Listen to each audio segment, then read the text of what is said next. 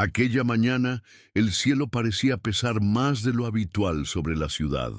Las nubes oscuras se arrastraban como si no solo cargaran lluvia, sino también historias mal resueltas, dolores olvidados y secretos a punto de desbordarse. En medio de ese escenario, Heitor se despertó como siempre, con el cuerpo encogido contra el frío concreto, los músculos adoloridos y el estómago vacío. Con 23 años ya había aprendido que el mundo no hacía concesiones a los débiles y que la calle era una maestra cruel. Enseñaba con silencio, con hambre, con miedo. Viviendo entre aceras y viaductos, Heitor se había vuelto casi invisible, parte del paisaje urbano que todos fingen no ver.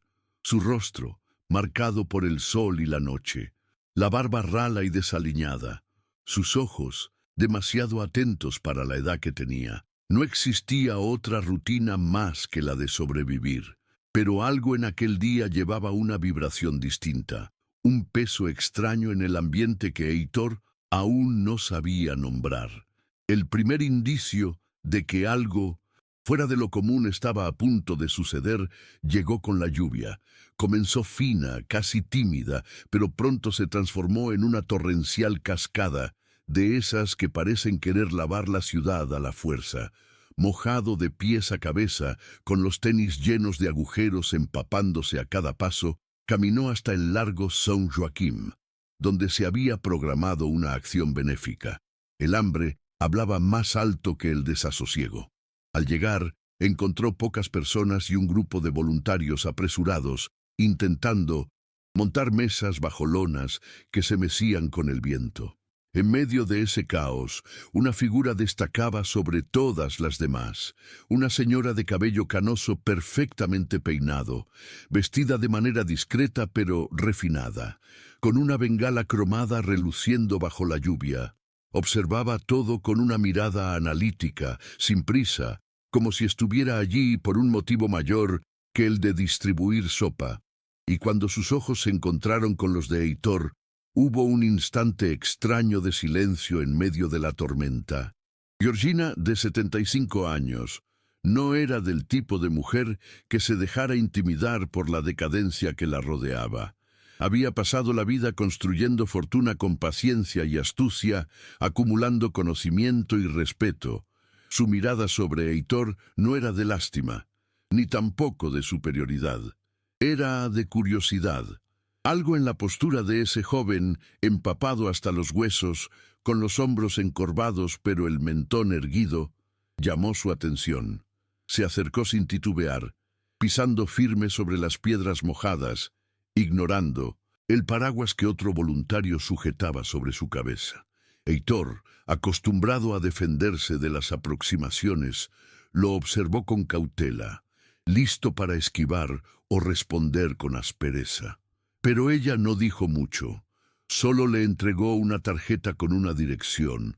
Mencionó algo acerca de un programa de reintegración social y le dio un leve toque en el hombro antes de marcharse, sin promesas exageradas, sin largas explicaciones, solo un gesto calculado, como quien planta una semilla y confía en que germinará. A la mañana siguiente, contrariamente a todo el escepticismo que lo envolvía como una segunda piel, Heitor decidió ir a la dirección que figuraba en la tarjeta. El lugar era un centro comunitario sencillo, pero sorprendentemente limpio y acogedor. Las paredes, adornadas con fotos de rostros sonrientes y certificados de cursos sociales, creaban un contraste casi irónico con la aspereza de quien venía de las calles. Allí fue recibido con té caliente, toallas secas y preguntas amables, cosas que para la mayoría serían triviales, pero que para él rozaban lo surrealista. Cuando Georgina entró en el salón para iniciar la ceremonia de bienvenida, todas las miradas se volcaron hacia ella. Caminaba con una imponente discreción, como una pieza antigua y valiosa que se negaba a quebrarse. Habló sobre dignidad, oportunidades, reconstrucción, palabras que sonaban demasiado hermosas para un mundo tan destrozado. Pero, Por alguna razón, en ese día, Heitor quiso creer. Quiso profundamente. Quizás porque por primera vez en años sintió que alguien lo miraba sin atravesarlo. Desde aquel día en el centro comunitario, Heitor comenzó a acudir casi a diario. El programa ideado por Georgina parecía sólido. Había talleres de carpintería, clases básicas de informática, consultas con psicólogos e incluso pequeñas becas para quienes demostraran compromiso con las actividades. Pero lo que más llamaba la atención era la manera en que todo giraba en torno a ella.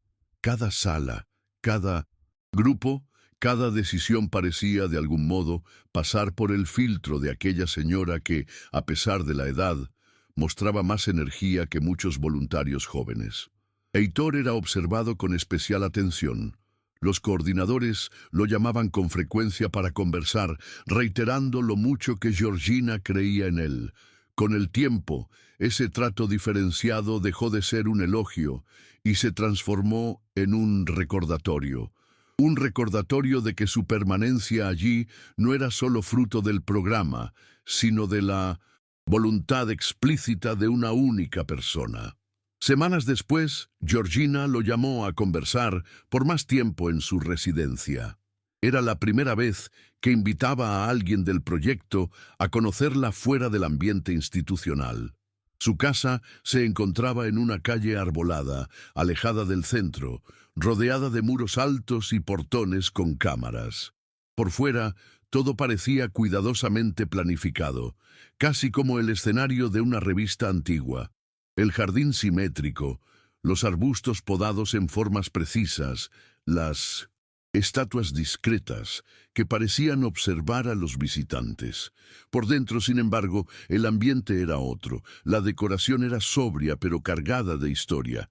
Cuadros con figuras de apariencia severa, estanterías repletas de carpetas etiquetadas con fechas y nombres, muebles pesados, de madera oscura, casi sin toques de color. Había algo extraño en aquella organización impecable, una frialdad sutil, como si todo allí hubiera sido dispuesto para preservar algo y no necesariamente para acoger a alguien. Durante la conversación, Georgina mantuvo su tono afable de siempre, pero con una precisión en las palabras que dejaba poco espacio a dudas. Habló con orgullo del proyecto, pero también sobre la necesidad de compromiso y confianza. Mostró registros antiguos, fotos suyas en reuniones empresariales, certificados de participación en consejos comunitarios, contratos de inversiones. Heitor, curioso por naturaleza, dejó que sus ojos recorriesen discretamente los detalles del entorno, mientras ella hablaba. Fue así como notó un conjunto de carpetas cerradas tras una vitrina de vidrio esmerilado. No supo explicar por qué, pero algo en aquellos archivos le produjo incomodidad. Eran diferentes a los demás, más antiguos, más marcados, con etiquetas casi borradas.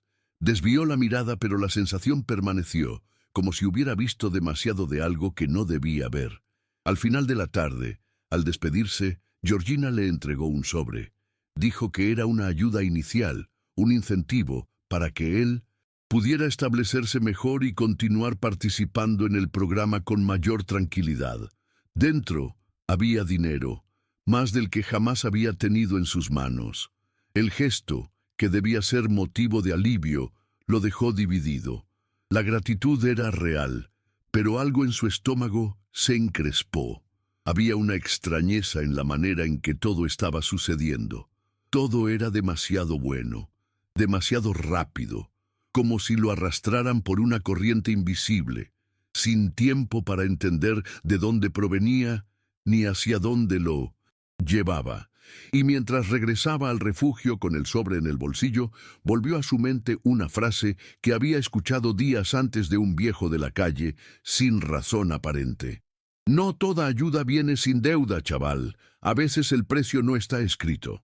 En los días siguientes, Heitor comenzó a notar pequeños cambios en la forma en que lo trataban los otros participantes del programa. Algunos lo miraban con una mezcla de respeto y desconfianza, como si hubiera cruzado una línea invisible. Uno de los coordinadores, antes servicial y acogedor, pasó a ser más formal, casi ensayado en sus conversaciones. Un joven con quien compartía las clases de capacitación dejó de hablarle abruptamente, sin explicación alguna. Se respiraba un aire de contención en el centro, como si ahora él formara parte de algo que los demás observaban a distancia. Más de una vez, captó conversaciones en voz baja que se apagaban en cuanto se acercaba. Era como si, sutilmente, todo el ambiente se reorganizara a su alrededor, no por sus méritos o comportamientos, sino por algo que nadie se atrevía a decir en voz alta.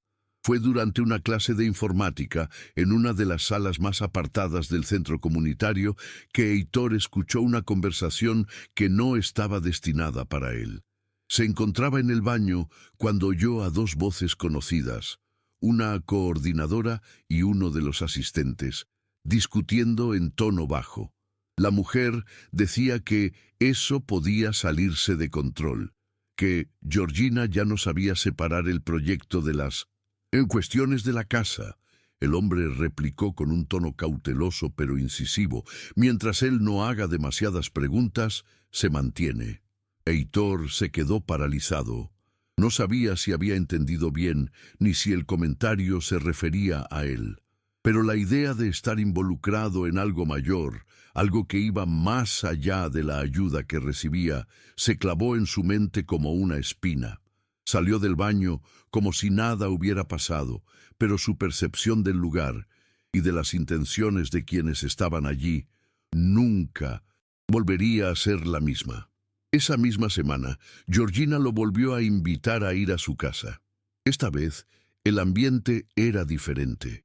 Ella parecía más introspectiva, como si llevara consigo el peso de decisiones difíciles.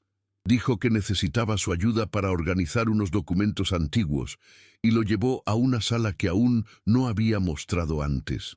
Un sótano amplio, con paredes de piedra y una humedad leve en el aire, repleto de cajas de archivo apiladas y cajones de acero con etiquetas amarillentas por el tiempo. La iluminación era tenue y el olor a papel envejecido dominaba el espacio. A medida que iban abriendo cajas y separando papeles, Heitor fue descubriendo nombres repetidos, contratos con cláusulas extrañas, sumas muy elevadas asociadas a donaciones y transferencias entre entidades vinculadas al proyecto. En un sobre suelto, encontró una lista de nombres tachados con un marcador rojo. Personas que reconoció como ex participantes del programa, pero que habían desaparecido sin explicaciones. Georgina se percató cuando él leyó el papel, pero no dijo nada. Simplemente extendió la mano y lo tomó con firmeza, guardándolo en un cajón cerrado con llave. Heitor salió de aquella casa con una angustia difícil de nombrar.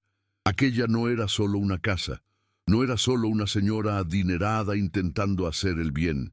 Había algo oculto, algo que crecía como moho entre las elegantes paredes y los muebles antiguos. Los encuentros comenzaban a parecer pruebas. Cada conversación con Georgina traía la sensación de que lo estaban midiendo, analizando, tal vez preparando para algún rol que no llegaba a comprender. Por las noches, apenas lograba dormir, no por el frío o por el incómodo colchón del refugio, sino por las imágenes que se repetían en su mente. Los nombres tachados, el oscuro sótano, las miradas esquivas de los otros participantes. Empezaba a preguntarse si estaba siendo ayudado o reclutado. Con el paso de las semanas, la presencia de Heitor en la casa de Mindonsi, Georgina se volvió rutinaria, pero lo que antes parecía un privilegio, ahora adquiría un tono incómodo. Lo llamaban para tareas pequeñas, revisar papeles, ayudar a cargar cajas de archivos, catalogar documentos antiguos. Lo extraño era que ningún otro participante del programa tenía ese nivel de cercanía. Nadie entraba en aquella casa. Era como si existiera una línea invisible entre la institución social y la residencia de Georgina. Y Heitor, sin darse cuenta, había sido empujado hacia el interior, y cuanto más tiempo pasaba allí, más notaba incoherencias que, pequeñas por sí solas, juntas formaban una densa sombra. Por ejemplo, uno de los cajones de la oficina contenía registros médicos de personas que, en teoría, nunca habían pasado por el programa. También había documentos en idiomas que no conocía y anotaciones manuscritas con símbolos que recordaban códigos o cifras. Cierto día, al llegar más temprano de lo habitual, Heitor encontró la puerta sin llave. La casa estaba en silencio y no había señales de Georgina ni de ningún empleado. Pensando que tal vez ella estuviera en el piso superior, decidió esperar en la sala. Pero una curiosidad incómoda lo empujó hasta la oficina. La luz del final de la tarde entraba débilmente por las rendijas de la ventana, creando sombras irregulares en los muebles. Se acercó a la vitrina de vidrio esmerilado, la misma donde estaban aquellas antiguas carpetas que tanto lo intrigaban. Para su sorpresa, estaba abierta. Heitor, vacilante, abrió la puerta despacio y sacó una de las carpetas. Dentro había recortes de periódico de décadas pasadas, todos hablando de un escándalo que involucraba a una empresa de fondos sociales y donaciones malversadas. El nombre de Georgina aparecía discretamente, nunca como protagonista, pero siempre orbitando los acontecimientos. En una de las hojas, subrayado con tinta negra, estaba escrito a mano: evitar reincidencia, seleccionar con más criterio. No tuvo tiempo de reflexionar sobre lo que aquello significaba, ya que el sonido de pasos viniendo del piso superior lo obligó a guardar rápidamente todo y salir de la oficina. Cuando Georgina apareció en la parte superior de la escalera, su rostro se mostraba sereno, pero sus ojos parecían más oscuros de lo habitual, como si la luz del entorno no pudiera alcanzarlos. «Llegaste temprano hoy», dijo. Su voz era dulce, pero había algo detrás, una nota de vigilancia. Durante el resto de la tarde se comportó como siempre, ofreciendo té, preguntando por los cursos, hablando con entusiasmo de un nuevo módulo que iba a implementarse.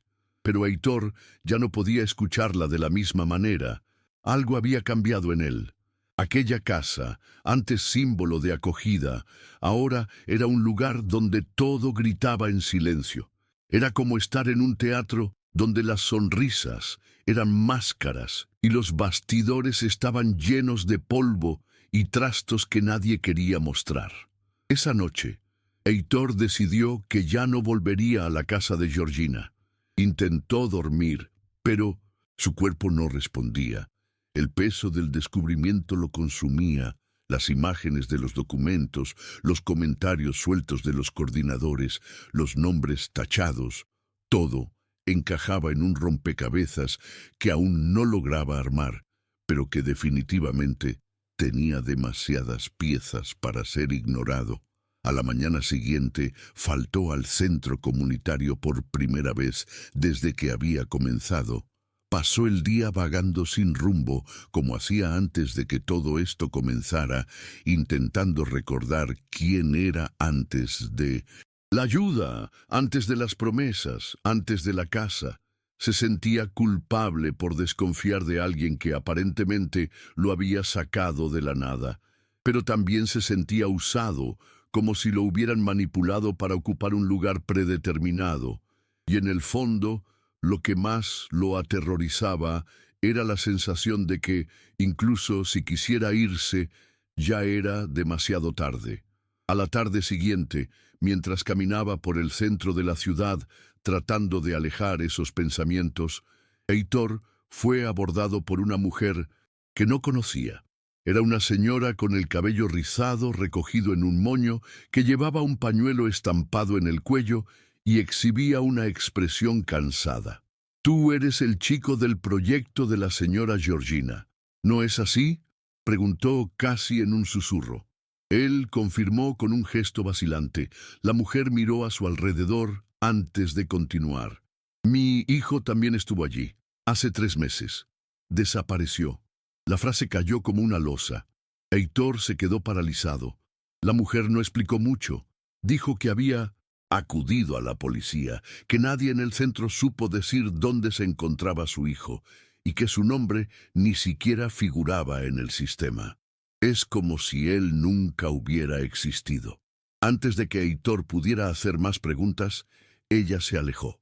Parecía asustada, como si solo hablar con él representara un peligro. Aquello lo golpeó como un puñetazo en el estómago. Hasta ese momento había pensado que estaba siendo paranoico. Pero ahora, todo adquiría otra gravedad. Heitor intentó regresar al centro, comunitario ese mismo día, pero encontró los portones cerrados, con una cinta que anunciaba que las actividades estaban temporalmente suspendidas por reestructuración interna. Nadie atendía el interfono, nadie respondía a los mensajes, y el número de la oficina de Georgina estaba inactivo. Lo que antes había sido un ambiente acogedor y lleno de movimiento, ahora parecía un edificio abandonado de la noche a la mañana. Caminó en círculos frente al lugar durante casi una hora, esperando ver a Mindo Sintosenpu. Alguien, algún empleado, cualquier señal, pero nada.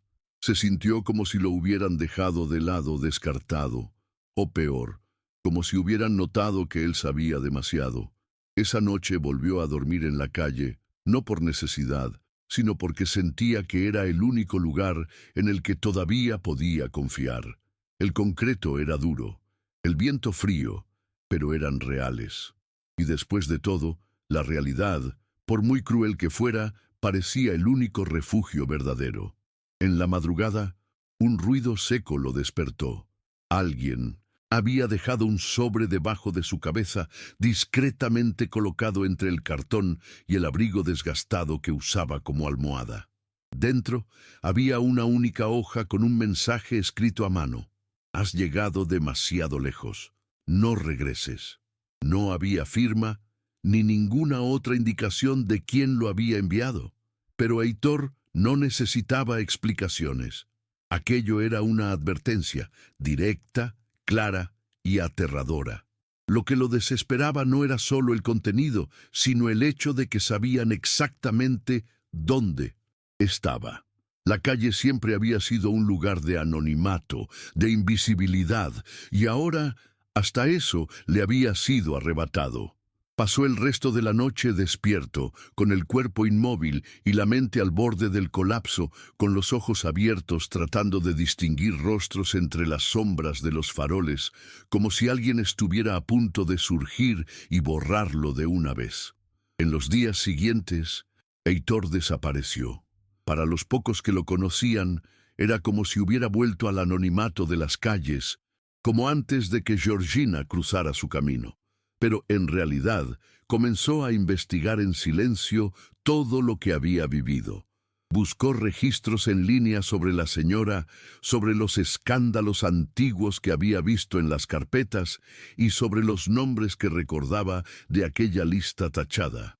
Descubrió que muchos de ellos estaban vinculados a procesos judiciales cerrados sin explicación, a instituciones que repentinamente habían cerrado sus puertas, a direcciones inexistentes. Era un rastro cuidadosamente eliminado, pero que dejaba migajas a quien estuviera atento. Y fue en ese momento cuando comprendió.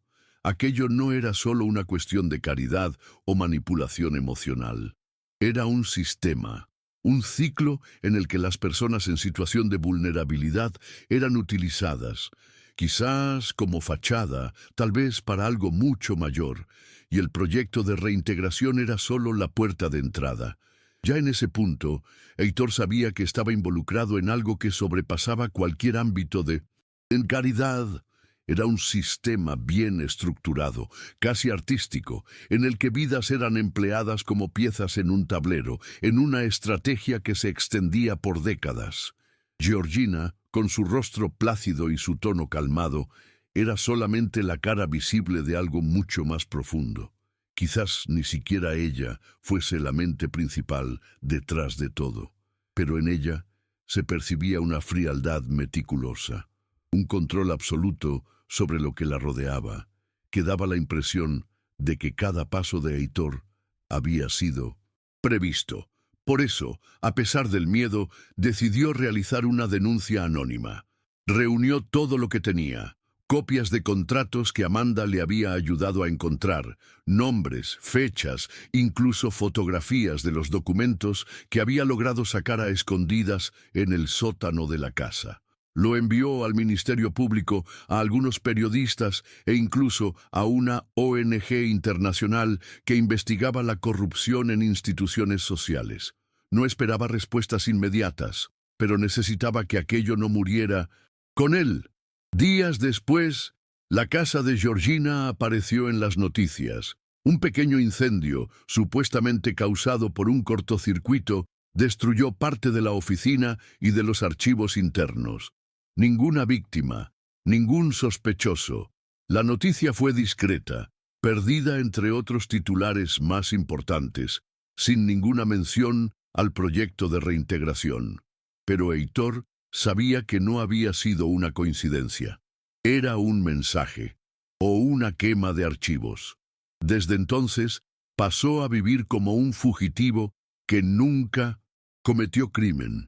Se mudaba constantemente, evitaba acercarse a instituciones, mantenía contactos mínimos, como un animal en constante estado de alerta.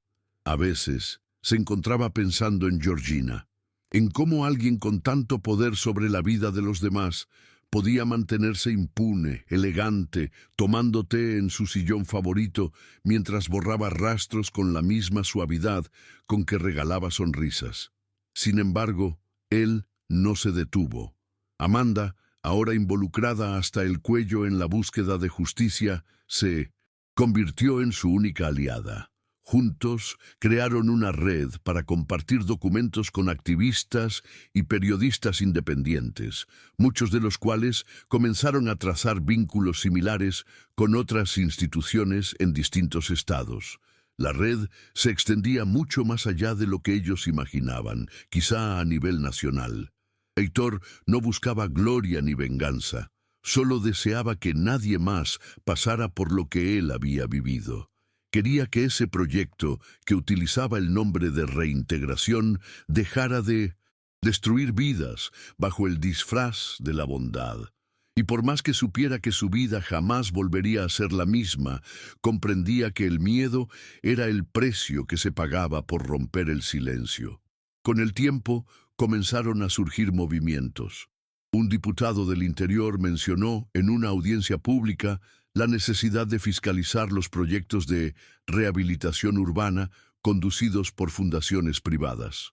Un blog local publicó una serie de reportajes sobre desapariciones vinculadas a acciones benéficas en comunidades vulnerables, y en un canal independiente de YouTube, un video de 30 minutos titulado «La cara oscura de la ayuda» se viralizó entre activistas. En ningún momento se citó el nombre de Heitor, pero él lo sabía. Era el comienzo, la punta de lanza, sentado en la orilla de un parque abandonado, con el rostro cubierto por una gorra vieja y los ojos fijos en el celular prestado. Lo observaba todo en silencio. El sistema era inmenso, pero ahora, al menos, ya no era invisible. Algunos meses después, Heitor comenzó a vivir en un espacio compartido, mantenido por un grupo de voluntarios independientes, alejado de la zona donde ocurrió todo. No era una casa ni un refugio formal. Era un lugar algo improvisado, pero seguro, donde podía dormir, comer y escribir. Sí, escribir. Comenzó a documentar cada uno de sus recuerdos, con detalles, como quien arma un dossier emocional sobre sí mismo. Era su modo de preservar la cordura, de recordarse a sí mismo que todo aquello había sucedido de verdad. A veces, durante la noche, despertaba con la sensación de volver a estar en la casa de Georgina, atrapado en aquel sótano húmedo entre archivos y nombres tachados. Otras veces, soñaba que ella aún lo observaba desde lejos, con aquella sonrisa serena, ocultando un mundo entero tras sus ojos. La paranoia no lo abandonaba, pero su sentido de propósito crecía, y con él una extraña sensación de paz, no por estar a salvo, sino por haber comprendido al fin que el silencio era la verdadera cárcel. Hoy en día, Heitor aún camina por las calles con pasos cautelosos, los ojos alerta, el cuerpo siempre listo para huir si es necesario. Pero algo ha cambiado. Ya no carga con la vergüenza de haber sido engañado. Lleva el orgullo de haber sobrevivido. Georgina nunca fue arrestada. Ninguno de los implicados fue formalmente responsabilizado, pero el nombre de su proyecto nunca volvió a aparecer, y los círculos donde ella ejercía su influencia comenzaron a disiparse. Algunos la llamaron víctima de una conspiración, otros mártir de la élite social. Para Heitor, ella sigue siendo un enigma, una mujer que extendió la mano con un gesto de salvación y que casi lo arrastra hacia un abismo irreversible. Si hoy escribe este relato, es para que alguien en algún lugar reconozca las señales antes de que sea demasiado tarde. Porque a veces la trampa no tiene dientes, tiene una alfombra limpia, habla de forma dulce y promete un futuro. Y es precisamente eso lo que la hace tan peligrosa.